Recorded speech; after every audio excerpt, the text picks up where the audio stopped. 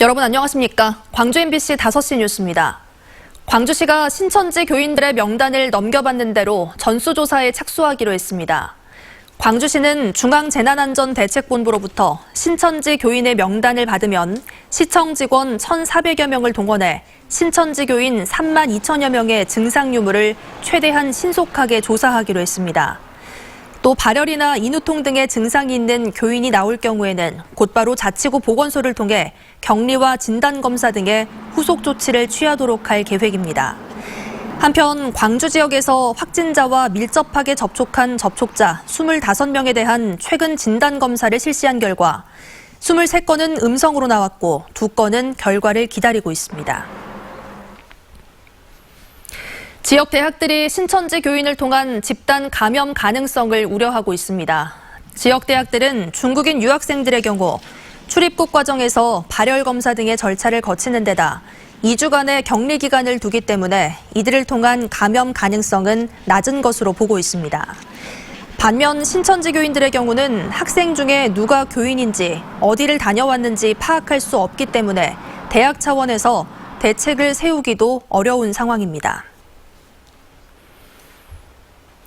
중국인 유학생들의 휴학 신청과 문의가 잇따르고 있습니다. 전남대의 경우 중국인 유학생 50여 명이 오늘 입국할 예정이었지만 실제로는 15명만 입국했습니다.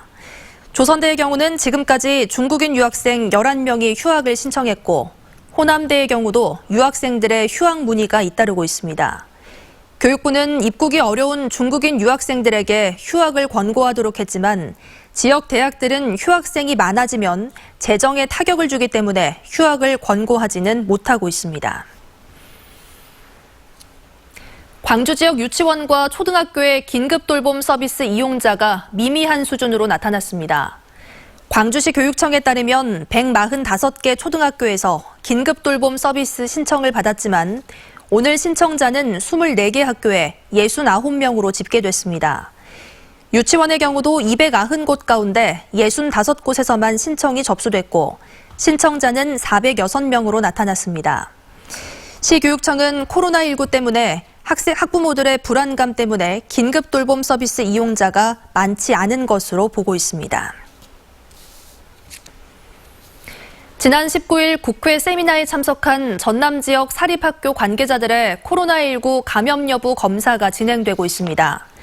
전라남도 교육청은 참석이 확인된 65명 가운데 35명은 검사가 진행돼 결과를 기다리고 있지만 나머지 30명은 검사가 밀리면서 오늘 중으로 시군 보건소에서 검사를 받을 것이라고 밝혔습니다. 또 국회 세미나에 참석한 전남 지역 21개 사립학교는 참석자들의 검사 결과가 나올 때까지 직장 폐쇄 조치하고 오늘까지 방역을 마치기로 했습니다. 한전공대 법인 설립 인가 심의가 또 연기됐습니다. 교육부 대학 설립 심사위원회는 오는 28일 한전공대 법인 설립 인가 심의를 위한 전체 회의를 개최할 예정이었지만 한전공대 측이 제출한 일부 서류가 미비하다고 판단해 심의 일자를 다음 달로 연기했습니다.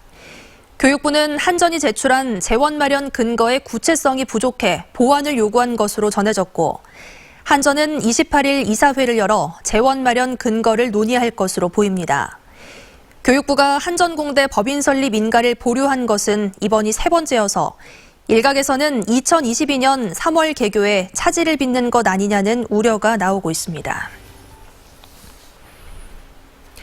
조선대 법인의 정의사 체제 전환을 앞두고 후보들을 추천할 학내 기구가 결정됐습니다. 조선대에 따르면 사학분쟁조정위원회가 전현직 이사협의체와 개방이사 추천위원회, 교육부와 조선대 대학평의원회 등의 정의사 후보로 모두 22명을 추천하도록 하고 기구별로 추천 인원을 배분했습니다. 또 후보 추천 기구 명단에 옛 경영진으로 불리는 박철웅 전 총장 일가는 포함되지 않았습니다. 박재영 광주대 부총장이 신임 광주전남연구원 원장에 임명됐습니다.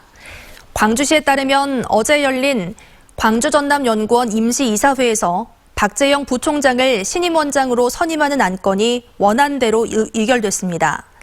이에 따라 박 원장은 오는 2023년 2월까지 3년 동안 광주전남연구원을 이끌게 됐고 지역 발전과 광주 전남 상생과제 등에 대해 어떤 역할을 할지 주목받고 있습니다.